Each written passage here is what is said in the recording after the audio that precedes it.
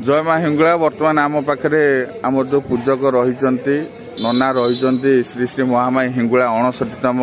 यज्ञ महोत्सव मर्यादापुर हिंगुला यात्रा अनुष्ठित हम ननांकर गोटे सुंदर प्रतिज्ञा नवा ये जिनस प्रायतः लोक कहीं जानी न जानी नना को मु अनुरोध करी नना से बाबद किसी आंशिक विवरण देवे नना आम जो यज्ञ हुए जो यज्ञ रे जो प्रथम आज कलश शोभा यात्रा से कलश स्थापना हो सारा पर सूर्य पूजा गो पूजा आउ कौन नना हुए तापर सूर्य पूजा गो पूजा हम बलि पोता हम तापर हमर अग्नि आसदान हम अग्नि जो आसदान नना हम एक्चुअली जो यज्ञ रे जो निया प्रथम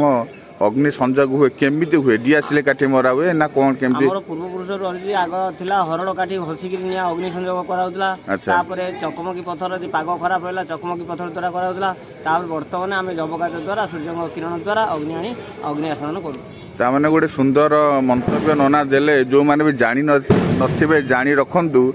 जो मां को पाखरे हो कि अन्यान्य यज्ञ कार्य रे कौन सी प्रकार दियासिली काठी की माचिस की भल मंद द्वारा अग्नि संजोग हुए ना कि व्यवहार हुए ना जहाँकि आपड़ कहले सूर्य किरण द्वारा जब काच मध्यम ना कौन केम प्रोसेस तार रही बर्तमान आम जेतु गोटे जिन साधारण काठ तो लगी पार नहीं निया अग्नि लगी पार तुला तुला किसी तुला को लगे नड़िया कथा दे काठ दे था जहाँफल अग्नि लगे सुविधा है। अच्छा जो ननांकर सुंदर मंतव्य नना को अशेष अशेष धन्यवाद जनाऊँगी नना प्रथम कौटी निया आमर जीव यज्ञ बर्तमान निया आम जो लगेला प्रथम आप देखिपे प्रथम नना जहाँ कहले आमर सोलार साहाय्य जो जब काच मध्यम अग्नि जो सूर्यंकर किरण द्वारा तुला और नड़िया कता देके प्रथम अग्नि संजोग होता है तापर ताकू काठ घी द्वारा अग्नि ये प्रथम जली थाए परवर्ती मुहूर्त आपड़ देखिपे जो यज्ञ कार्य हुए यज्ञ पाखक यू निया जाए आप देखिपे नना जो सुंदर मंतव्य रहा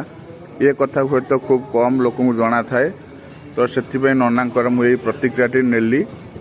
जो जेकोसी यज्ञ हुए प्रकृत कौन सी दियासिली काठी व्यवहार करा जाए नहीं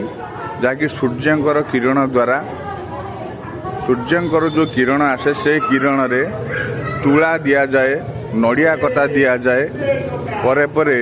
नड़िया कता देकी जब काच माध्यम नड़िया कता तुला देकी प्रथम सूर्यंक किरण रु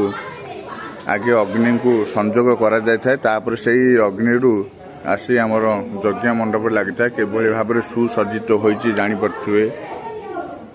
टोटाल